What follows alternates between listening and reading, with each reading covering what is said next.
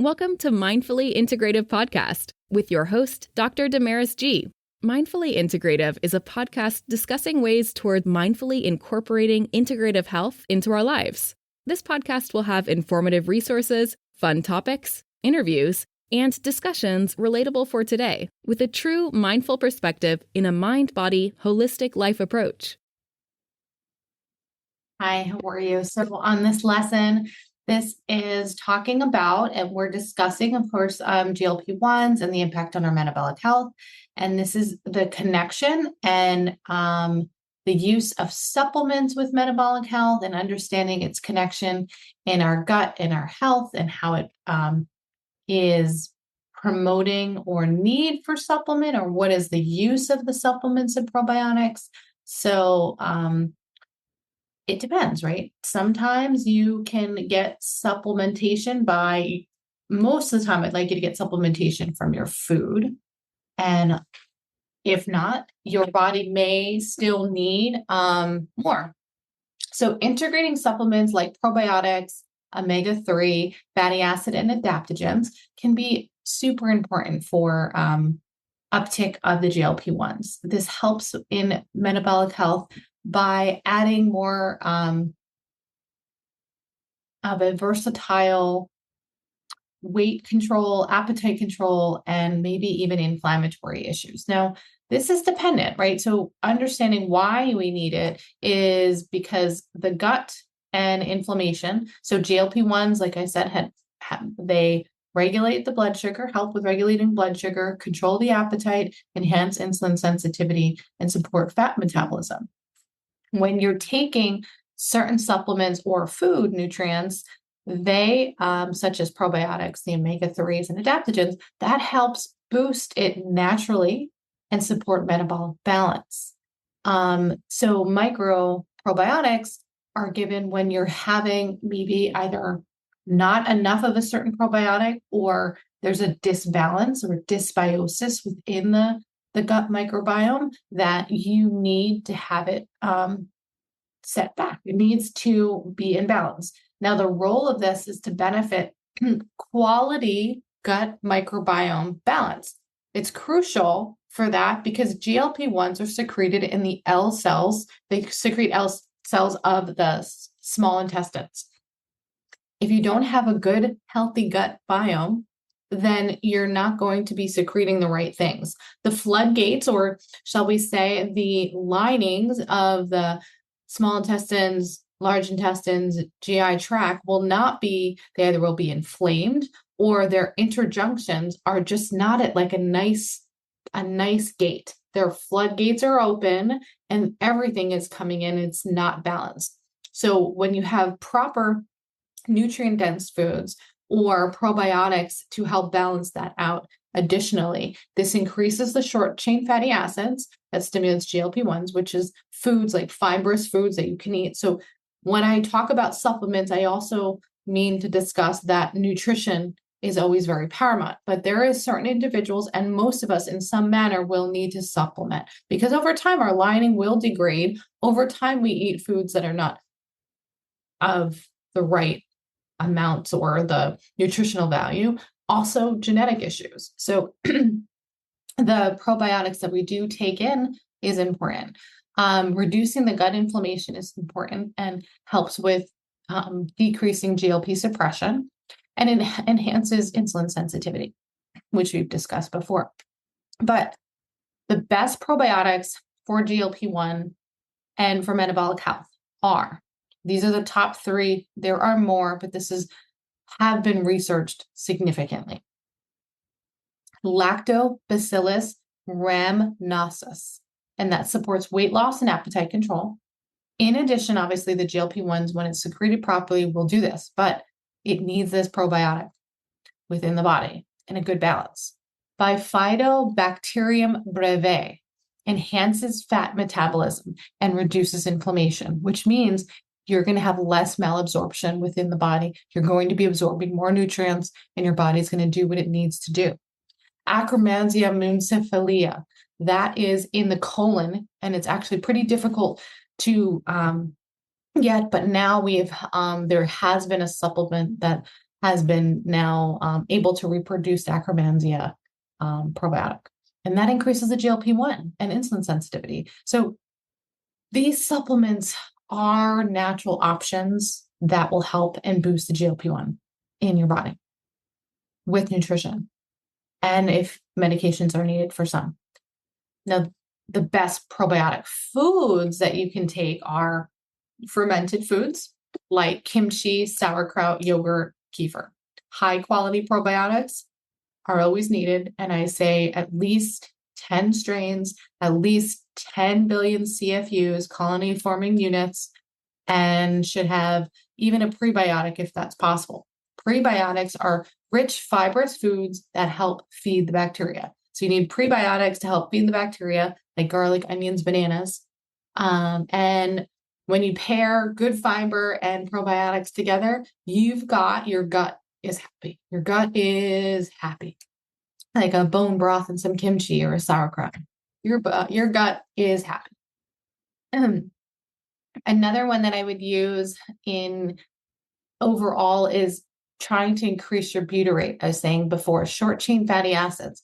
That has to do with your fibrous foods. So the more fibrous foods that you got, good quality with hydration, if you can tolerate it, if you're not an ulcerative colitis or a Crohn's, see where that is for you. And if it needs to be pureed and stuff.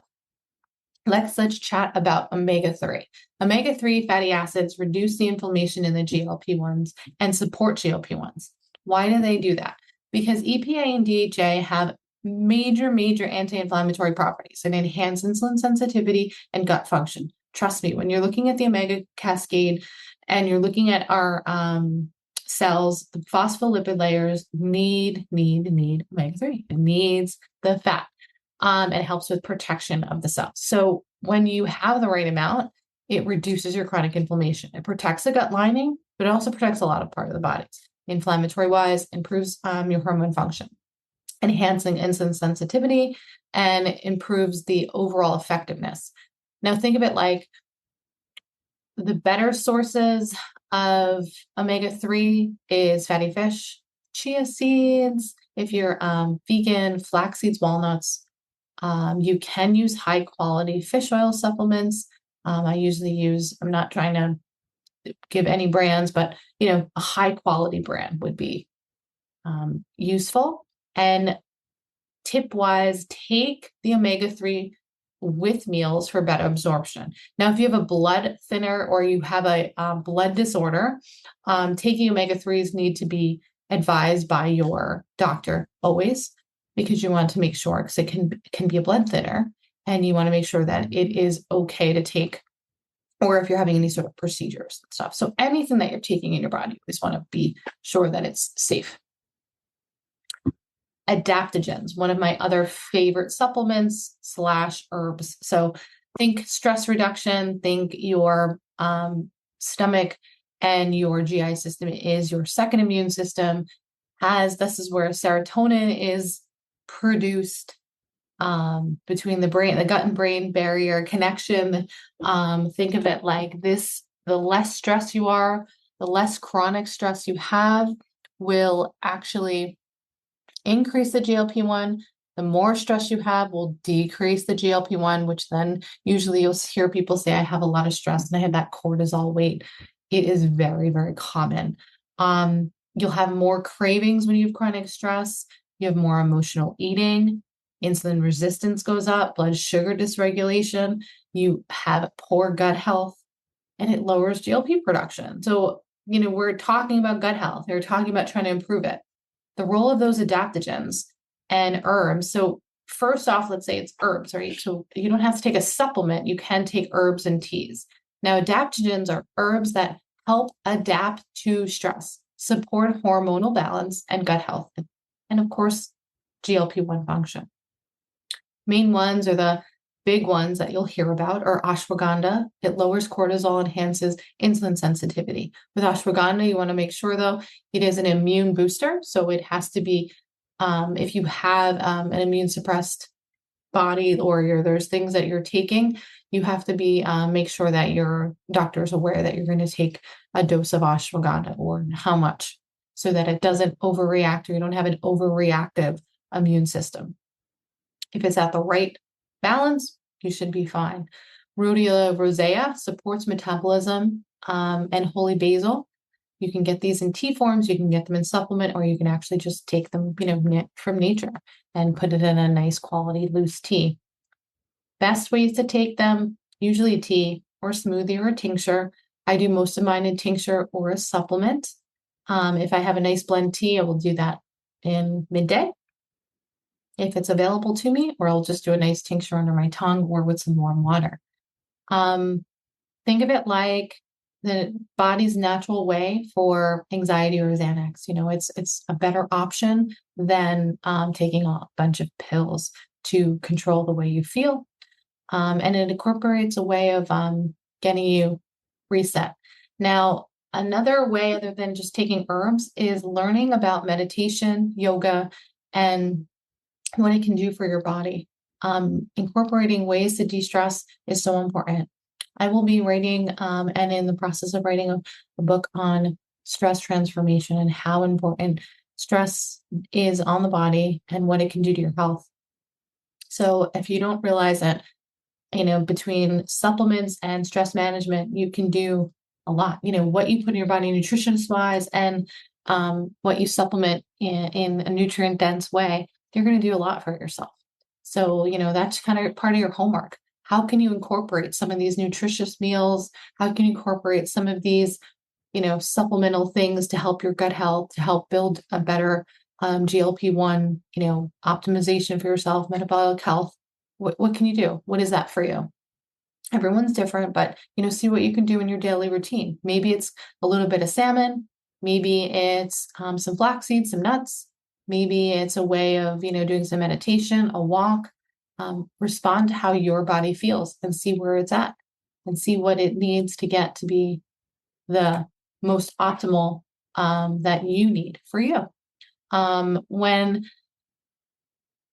I tell people, it's just different. There are different strategies and each person is different, but you can do this. I'll talk to you again on your next lesson. Thank you for listening to the Mindfully Integrative Show with Dr. Damaris Maria Grossman, family nurse practitioner. This podcast is for informational and educational purposes only and is not to substitute for professional medical advice, diagnose, or treat. Always consult your healthcare provider before making changes to your healthcare routine. Make sure to subscribe so you don't miss an episode. If you enjoyed our show, please support us by leaving a mindful review on Apple Podcast or your favorite streaming platform. Interested in being a guest or more information? Email us at info@mindfullyintegrative.com.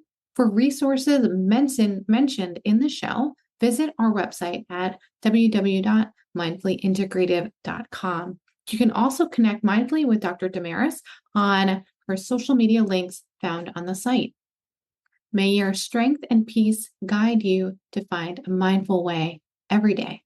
Namaste.